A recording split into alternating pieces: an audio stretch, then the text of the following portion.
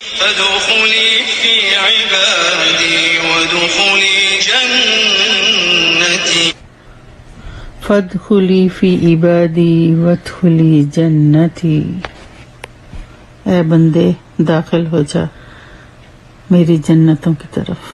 وَنَحْمَدُهُ وَنُصَلِّي عَلَىٰ رَسُولِهِ الْكَرِيمِ، اما بعد، اعوذ باللہ من الشیطان الرجیم، بسم اللہ الرحمن الرحیم۔ وَسَارِعُوا إِلَىٰ مَغْفِرَةٍ مِّن رَّبِّكُمْ، اور دوڑو اپنے رب کی طرف اور مغفرت کی طرف۔ وَسَارِعُوا إِلَىٰ مَغْفِرَةٍ مِّن رَّبِّكُمْ وَجَنَّةٍ عَرْضُهَا السَّمَاوَاتُ وَالْأَرْضُ أُعِدَّتْ لِلْمُتَّقِينَ، اور اپنے رب کی بخشش اور اس جنت کی طرف دوڑ کر چلو جس کا عرض آسمانوں اور زمین کے برابر ہے، وہ ان خدا ترس لوگوں کے لیے تیار کی گئی ہے۔ سورۃ آل عمران آیت 133۔ یہاں مغفرت سے مراد اسباب مغفرت ہیں، یعنی وہ کام، وہ اسباب جو مغفرت کا سبب بنتے ہیں اور جنت میں جانے کا سبب بنتے ہیں۔ سید الاستغفار، اللہ کی مغفرت کی طرف دوڑ کر جانے کا مطلب یہ ہے کہ ایسے کام بلا تاخیر کیے جائیں جو اللہ کی مغفرت کا سبب بن سکتے ہیں، اور وہ تمام اعمال صالحہ ہیں۔ علاوہ ازیں اللہ سے استغفار کرنا بذات خود اللہ کی بخشش کا بہت بڑا سبب ہے۔ استغفار کے لیے کتاب و سنت میں بہت سی دعائیں منقول ہیں، اور ایک دعائے استغفار کو تو رسول اللہ صلی اللہ علیہ وآلہ وسلم نے سید الاستغفار فرمایا۔ آپ نے یہ استغفار صحابہ کرام کو سکھایا اور صبح و شام نمازوں کے بعد یہ استغفار پڑھا کرتے تھے۔ اس استغفار کے الفاظ یہ ہیں: اللہم انت ربی لا الہ الا انت خلقتنی وانا عبدک وانا علی عہدک ووعدک ما استطعت اعوذ بک من شر ما صنعت ابوء لک بنعمتک علی وابوء بذنبی فاغفر لی فانہ لا یغفر الذنوب الا انت۔ اے اللہ، تو ہی میرا پروردگار ہے، تیرے سوا کوئی الہ نہیں، تو نے ہی مجھے پیدا کیا ہے اور میں تیرا بندہ اور غلام ہوں، اور جہاں تک مجھ سے ہو سکتا ہے میں تیرے عہد اور وعدے پر قائم ہوں، اور جو کچھ میں کرتا ہوں اس کے برے پہلو سے تیری پناہ چاہتا ہوں۔ میں اپنے آپ پر تیری نعمتوں کا اقرار کرتا ہوں اور اپنے گناہوں کا بھی اعتراف کرتا ہوں، لہٰذا تو مجھے معاف فرما دے، کیونکہ تیرے سوا کوئی بھی گناہ معاف نہیں کر سکتا۔ جنت کی قدر و قیمت، اور جنت کی طرف دوڑ کر آنے کا بھی یہی مقصد ہے کہ ایسے کام کیے جائیں جن سے جنت کا حصول ممکن ہو جائے، یعنی جس چیز کی طرف دوڑنے کا حکم دیا جا رہا ہے وہ جنت ہے، اور جنت کے بارے میں فرمایا گیا ہے کہ اس کی وسعت اس قدر ہے جتنا سارا آسمان و زمین ہے۔ انسان کے دماغ میں آسمان و زمین کی وسعت سے زیادہ اور کوئی وسعت آ ہی نہیں سکتی، اس لیے سمجھانے کے لیے جنت کے عرض کو اس سے تشبیہ دی گئی ہے، گویا یہ بتلا دیا کہ جنت بہت وسیع ہے، اس کے عرض میں سارے زمین و آسمان سما سکتے ہیں۔ پھر جب اس کے عرض کا یہ حال ہے تو طول کا حال اللہ ہی جانے کیا ہوگا۔ یہ معنی تو اس وقت ہیں جب عرض کو طوالت کے مقابلے میں لیں گے، لیکن اگر عرض کو ہم ثمن یعنی قیمت کے معنی میں لیں تو مطلب یہ ہوگا کہ جنت کوئی معمولی شے نہیں ہے، اس کی قیمت سارا آسمان و زمین ہے، لہٰذا ایسی قیمتی اور عظیم الشان چیز کے لیے مسابقت اور مسارعت کرو۔ تفسیر کبیر میں ہے، ابو مسلم کہتے ہیں کہ عرض سے مراد آیت میں وہ چیز ہے جو مبیع کے مقابلے میں بطور قیمت پیش کی جائے۔ مطلب یہ ہے کہ اگر بالفرض جنت کی قیمت لگائی جائے تو سارا آسمان و زمین اور ان کی کائنات اور اس کی قیمت ہوگی۔ مقصود اس سے جنت کی عظمت اور جلالت قدر کا بیان کرنا ہے۔ تو آؤ اس جنت کی طرف دوڑ کر آؤ جس کے مقابلے میں یہ سارے آسمان و زمین ہیچ ہیں، اور جنت کی قدر و قیمت ان سب سے بڑھ کر ہے۔ اس آیت سے یہ بھی معلوم ہوتا ہے کہ جنت اور دوزخ تیار کی جا چکی ہیں، اور اس میں ان لوگوں کا رد ہے جو اس بات کے قائل نہیں۔ اعدت للمتقین، جنت پرہیزگاروں کے لیے تیار کی گئی ہے۔ جنت پیدا کی جا چکی ہے۔ قرآن و حدیث کے واضح اشارات سے معلوم ہوتا ہے کہ جنت 7ویں آسمان کے اوپر ہے، اس طرح کہ 7واں آسمان اس کی زمین ہے۔ یہاں جو چیز قابل غور ہے وہ یہ ہے کہ اللہ تبارک و تعالیٰ نے مغفرت کو جنت سے مقدم کیا۔ اس میں ممکن ہو کہ اس امر کی طرف اشارہ ہو کہ جنت حاصل کر لینا مغفرت الہی کے بغیر ناممکن ہے، کیونکہ انسان اگر تمام عمر بھی نیکیاں کرتا رہے اور معصیت یعنی گناہوں سے کنارہ کش رہے، تب بھی اس کے تمام اعمال جنت کی قیمت نہیں ہو سکتے۔ جنت میں لے جانے والی صرف ایک چیز ہے، اور وہ ہے مغفرت باری تعالیٰ اور اس کا فضل۔ رسول اللہ صلی اللہ علیہ وسلم نے فرمایا، راستی اور حق کو اختیار کرو، درمیانی راہ اختیار کرو، اور اللہ کے فضل کی بشارت حاصل کرو۔ کسی شخص کا عمل اس کو جنت میں نہیں پہنچائے گا۔ لوگوں نے کہا، نہ آپ کا یا رسول اللہ؟ آپ نے فرمایا، نہ میرا عمل جنت میں پہنچائے گا، مگر یہ کہ اللہ تعالیٰ مجھ کو اپنی رحمت سے ڈھانپ لے۔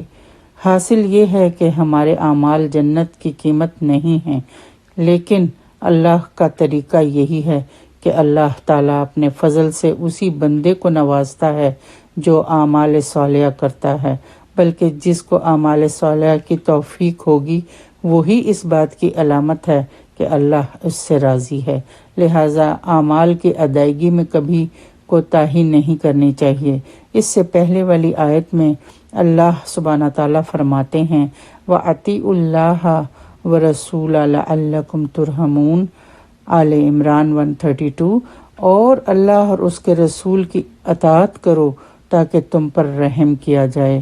تو مین کی تو اللہ اور رسول کی فرما برداری ہی ہے، اس کے حکموں کو ماننا اور نبی کی سیرت پر عمل کرنا، اور پھر رحم کیے جانے والوں کی صفات، بخشے جانے والوں کی صفات بیان ہوئیں۔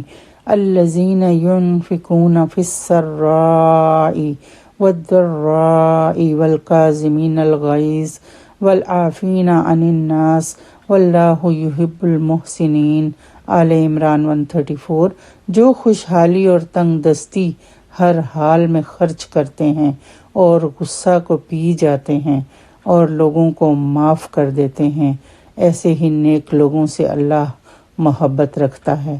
والذین اذا فعلوا فاحشۃ او ظلموا انفسهم ذکروا اللہ واستغفروا لذنوبہم، ایسے لوگ جب کوئی برا کام کرتے ہیں یا وہ اپنے آپ پر ظلم کر بیٹھتے ہیں تو فوراً اللہ کو یاد کرتے ہیں اور وہ اپنے گناہوں کی معافی مانگنے لگتے ہیں۔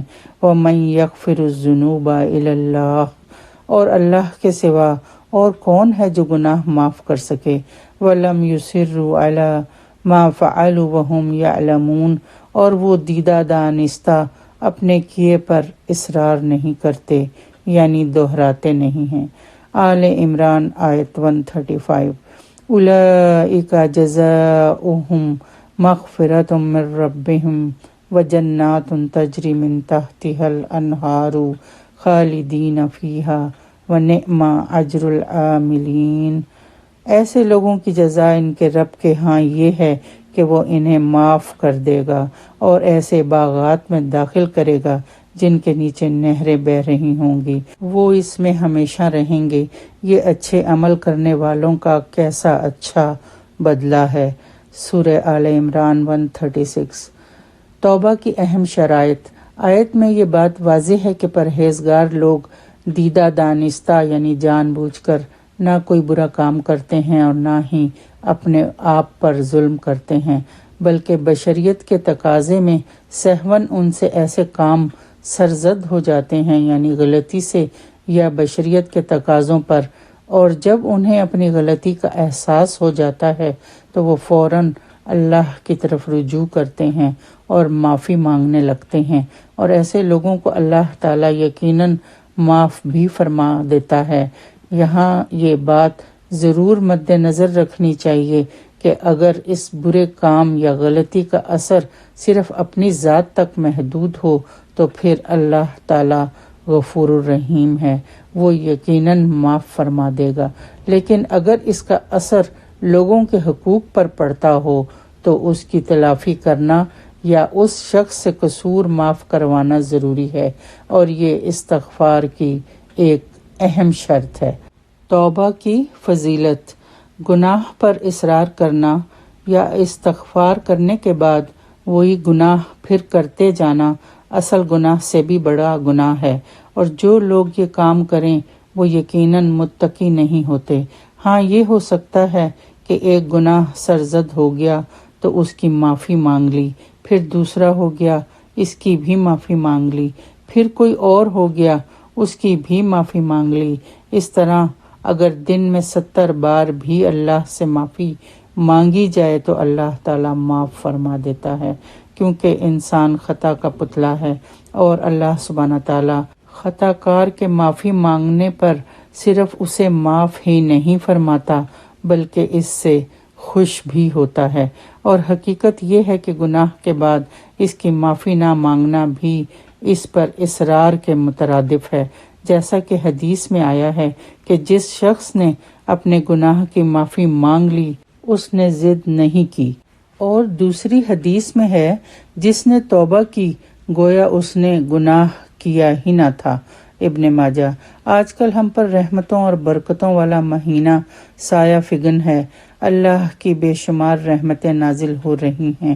رمضان کریم میں اللہ کی رحمت جوش میں ہے، اللہ سبحانہ تعالی ہمیں معاف فرمانے کا منتظر ہے۔ اللہ کے نیک بندے رمضان کے روزے رکھ رہے ہیں، برائیوں سے رکے ہوئے ہیں، رحمت خداوندی سایہ فگن ہے، عبادات زوروں پر ہیں، نماز، روزہ، تراویح، صدقات و خیرات و زکوٰۃ ادا ہو رہے ہیں۔ اس مبارک ماہ میں ہمیں حتی الامکان کوشش کرنی چاہیے کہ ہم فاستبقوا الخیرات بن جائیں، نیکیوں میں سبقت لینے والے بن جائیں، اللہ کی رضا والے کام کریں، اللہ کو خوش کریں، اپنی بخشش کروا سکیں۔ وہ تو روز ہمیں پکار رہا ہے کہ ہے کوئی میری طرف آنے والا جسے میں بخش دوں۔ یہ مبارک مہینہ اس کی رحمت، بخشش اور مغفرت کا مہینہ ہے۔ ہمیں اس مبارک ماہ میں کمر کس لینی چاہیے کہ اس کے فیوز و برکات سمیٹ سکیں۔ کون جانے آگے موقع ملے یا نہ ملے، یہ برکتوں والا مہینہ رمضان ایک معزز آسمانی مہمان ہے۔